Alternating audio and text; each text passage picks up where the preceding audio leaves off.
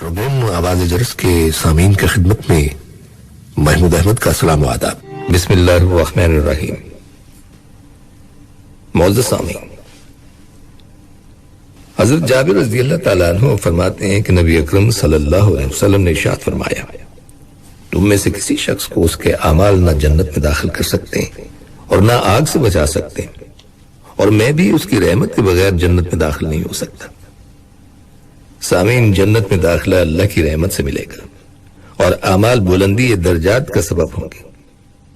जिसके अमाल जितने ज्यादा अच्छे होंगे, मर्तबे के एतबार से वो उतना ही बुलंद होगा। बस हमें चाहिए कि तौबा करने की जानिब जल्दी करें और सुस्ती न करें कि अल्लाह का अजाब बड़ा दर्दनाक है। जैसा कि कुरान हकीम में अल्लाह ताला का फरमान है, अपने रब की तरफ झुक जाओ और उसके फरमाबरदार बन के रहो, कबल इसके कि तुम्हारे पास अजाब आ जाए और तुम्हारी मदद न की जा सके। सामीन, तौबा गुनाहों को मिटा देती है। नबी अकरम सल्लल्लाहु अलैहि वसल्लम का इरशाद है, गुनाहों से तौबा करने वाला गुनाहों से इस तरह पाक हो जाता है गोया उसका कोई गुनाह ही ना हो। सूरह अल फुरकान में अल्लाह ताला का इरशाद है, जिसका तर्जुमा है, सिवाय उस शख्स के जिसने तौबा की और ईमान लाया और अच्छे अमल किए, ऐसे लोगों के गुनाह अल्लाह ताला नेकियों से बदल देता है और अल्लाह बख्शने वाला मेहरबान है। नबी अकरम सल्लल्लाहु अलैहि वसल्लम के इरशाद है, बेशक जब बंदा गुनाह करता है तो उसके दिल पर एक स्याह निशान लग जाता है।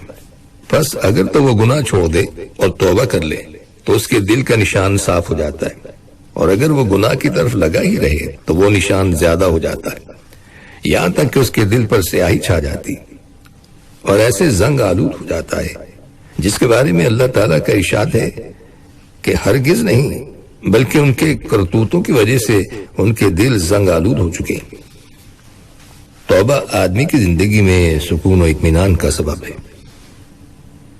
कुरान हकीम में इरशाद बारी ताला है, जिसका तर्जुमा है, और यह कि तुम लोग अपने गुनाह अपने रब से माफ कराओ, फिर उसी की तरफ मुतवज्जो रहो, वो तुमको वक्त मुकर्ररा तक अच्छा सामान जिंदगी देगा और हर ज्यादा अमल करने वाले को ज्यादा सवाब देगा। और अगर तुम मुंह फेर लो तो मैं तुम पर बड़े दिन के अजाब से खौफ रखता हूं। तौबा रिस्क और कुव्वत में ज्यादती का सबब है। तौबा दुनिया और आखिरत में कामयाबी का जीना है। अल्लाह सुब्हानहू तआला के इरशाद है, पस बहरहाल जिसने तौबा की और ईमान लाया और अच्छे अमाल किए, पस अनकरीब ऐसा शख्स कामयाब लोगों में से हो जाएगा। मजीद अल्लाह ताला का इरशाद है, सिवाय उस शख्स के जिसने तौबा की और ईमान लाया और नेक अमल किए, बस यही लोग जन्नत में इस हाल में दाखिल होंगे कि उन पर कुछ भी जुल्म नहीं किया जाएगा। तौबा मोहब्बत इलाही का जरिया है। सूरह अल बकरा में फरमाने वाली ताला है, यकीनन अल्लाह तौबा करने वालों और पाकीज़गी इख्तियार करने वालों से मोहब्बत करता है। सामीन, तौबा करने का पहला मरहला यह है कि आप जिस गुनाह से तौबा करना चाहते हैं, बगैर किसी तरद्दुद के उसे जड़ से खत्म कर दें। इसका यह मतलब नहीं कि अगर आप में तमाम गुनाहों को जड़ से खत्म करने की ताकत नहीं और यही सोचते हुए आप बाज गुनाहों को भी तर्क न करें, जबकि तमाम गुनाहों को छोड़ना अफजल है।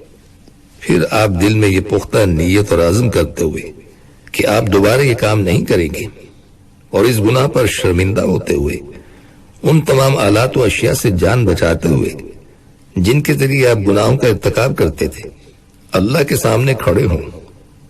आप वुजू करके 2 रकात नमाज पढ़ें। नबी अकरम सल्लल्लाहु अलैहि वसल्लम का फरमान है, कोई भी इंसान गुनाह का इर्तिकाब करता है और अच्छी तरह वुजू करता है, फिर वो अल्लाह के सामने खड़े होकर 2 रकात नमाज पढ़ता है, फिर अल्लाह से माफी मांगता है तो अल्लाह उसे माफ कर देते। सूरह आले इमरान में इरशाद वाली ताला है, जिसका तर्जुमा है, जब उनसे कोई नाशाइस्ता काम हो जाएगा या कोई गुनाह कर बैठे तो फौरन अल्लाह का जिक्र और अपने गुनाहों के लिए इस्तग़फ़ार करते। फिर वाक़ई अल्लाह ताला के सिवा और कौन गुनाहों को बख्श सकता है, और वो लोग बावजूद इल्म के किसी बुरे काम पर अड़ नहीं जाते। और हर हालत में अल्लाह का जिक्र और इस्तग़फ़ार ज्यादा करो اور جتنی استطاعت ہو اتنے زیادہ اعمال صالحہ کرنے کی کوشش کرو، کیونکہ اللہ تعالیٰ کا فرمان ہے بے شک نیکیاں برائیوں کو ختم کر دیتی ہیں۔ نیز نبی اکرم صلی اللہ علیہ وسلم کا فرمان ہے برائی کے پیچھے نیکی کرو وہ اس کو مٹا دے گی، اور اللہ تعالیٰ کا فرمان ہے جو شخص توبہ کرے گا اور ایمان لے آئے گا اور نیک عمل کرے گا تو اللہ اس کے گناہوں کو نیکیوں سے بدل دے گا، اور اللہ تعالیٰ بڑا معاف کرنے والا مہربان ہے۔ وہ اپنے بندوں پر ماں کے اپنے بیٹے پر رحم کرنے سے بھی زیادہ مہربان ہے۔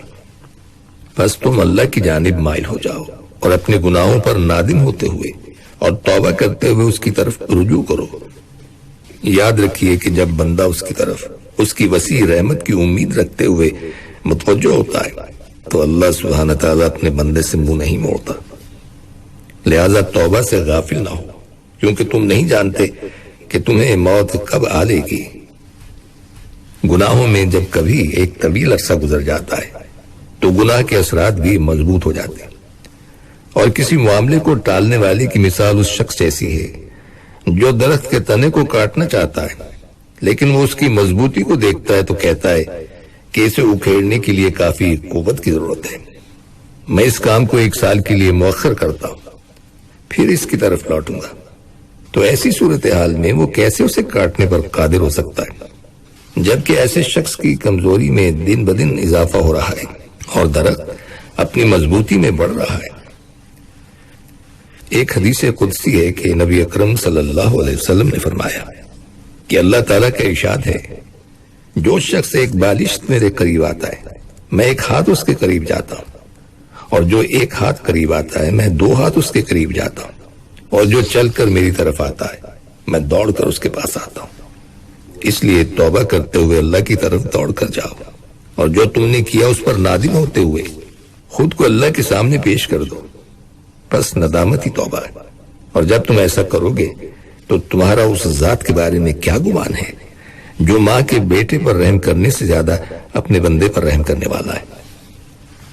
ایک حدیث قدسی میں اللہ تعالیٰ کا ارشاد ہے میں اپنے بندے کے میرے متعلق خیال کے مطابق پاس ہوتا ہوں، اگر وہ میرے بارے میں اچھا خیال کرے تو اچھائی اس کے لیے ہے، اور اگر وہ برا خیال کرے تو یہ برائی بھی اسی کے لیے ہے۔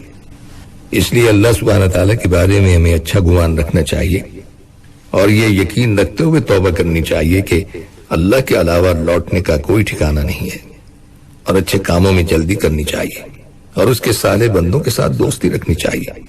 ہمیں اس معاملے میں سستی نہیں کرنی چاہیے اور نہ ہی ٹال مٹول سے کام لینا چاہیے۔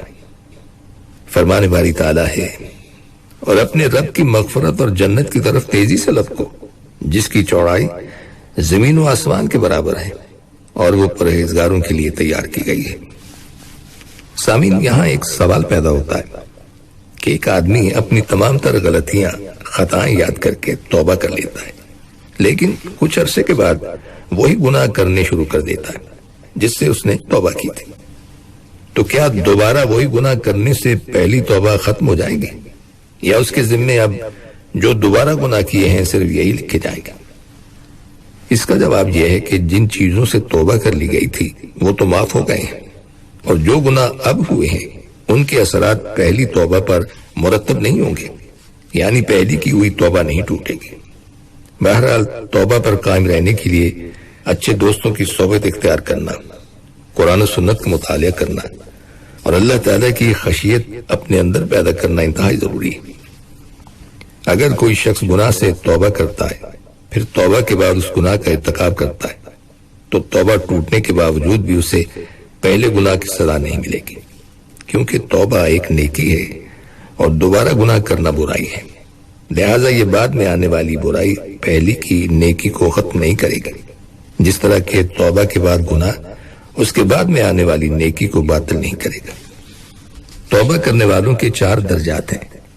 پہلا درجہ ان لوگوں کا ہے جو اپنے رب سے اپنے گناہوں کی معافی مانگتے ہیں اور آخر دم تک اس پر استقامت اختیار کرتے ہیں، کبھی بھی دوبارہ اس گناہ والے رستے پر نہیں آتے، اور توبہ کرنے والوں کا سب سے اعلیٰ درجہ یہی ہے۔ دوسرا درجہ ان لوگوں کا ہے جو اپنے رب کے ہاں توبہ کرتے ہیں اور اس پر پکے رہنے کا عزم کر لیتے ہیں، لیکن بغیر قصد کے کبھی ان سے گناہ سرزد ہو جاتے ہیں اور گناہ سرزد ہونے کے بعد وہ نفس کو ملامت کرتے ہیں اور اپنے کیے پر شرمندہ ہوتے ہیں۔ توبہ کا یہ بھی بڑا عظیم درجہ ہے، لیکن پہلے درجے سے کم ہے۔ تیسرا درجہ ان لوگوں کا ہے جو عرصے تک توبہ پر قائم رہتے ہیں، لیکن شہوات ان پر غالب آ جاتی ہیں، نیک اعمال کے ساتھ ساتھ برے اعمال بھی کرتے ہیں، اور پھر ان برے اعمال پر ندامت بھی کرتے ہیں اور خیال کرتے ہیں کہ ہم اس سے مرنے سے پہلے باز آ جائیں گے، لیکن ان کو اچانک موت آ جاتی اور وہ توبہ کرنے سے پہلے ہی مر جاتے ہیں۔ اب ان کی شرمندگی کا ان کو کوئی فائدہ نہیں۔ اور چوتھا درجہ ان لوگوں کا ہے جنہوں نے توبہ کی اور ایک وقت تک اس پر قائم رہے، لیکن نفس امارہ نے انہیں برائی پر ابھارا اور شہوات نے انہیں بہکایا، تو وہ گناہ میں ایسے پڑے کہ اس سے واپس آنے کا نام نہیں لیتے۔ ایسے لوگوں کی بربادی کا ڈر ہے اگر وہ اپنے نفس کی خواہشات کے مطابق چلتے رہیں۔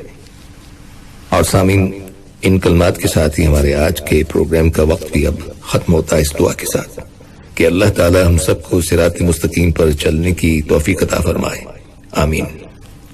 آئندہ ملاقات تک کے لیے محمود احمد کو اجازت دیجیے، اللہ حافظ۔